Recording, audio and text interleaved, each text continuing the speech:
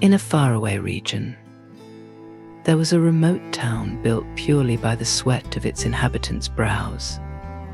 The people of this town had never seen an elephant before, and when Hindus arrived with their majestic animal, it was indeed a novel event. The elephant was a prized possession, and the Hindu owners insisted that he be kept indoors to spare him from the cold desert night. Thus, the glorious animal was kept in the largest structure the inhabitants could provide.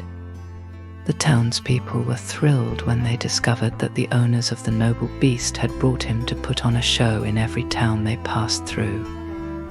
They insisted on seeing the elephant that same evening, despite the owner's emphatic insistence that the animal could not be viewed properly in the dark. However, the townspeople did not mind the darkness, and they were willing to pay extra. They were adamant that they couldn't wait until the following morning and had to see the animal that very first night. At last the owners relented and allowed the people to enter the stable, but insisted that they had to go inside one by one, as the elephant was taking up most of the space inside the structure. The first viewer walked in cautiously and felt the elephant's trunk. This animal resembles a pipe, he declared when he stepped outside. The second person stepped in and began to caress the elephant's ear.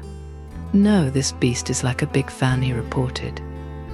The third curious person walked in and pressed his palms against the elephant's strong and sturdy legs, exclaiming as he stepped out, "What fan!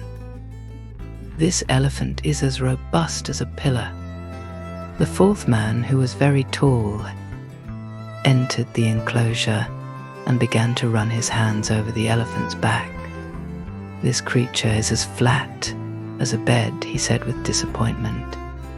As more and more people walked inside the dark room, each one came out with a different understanding of the phenomenon they had encountered.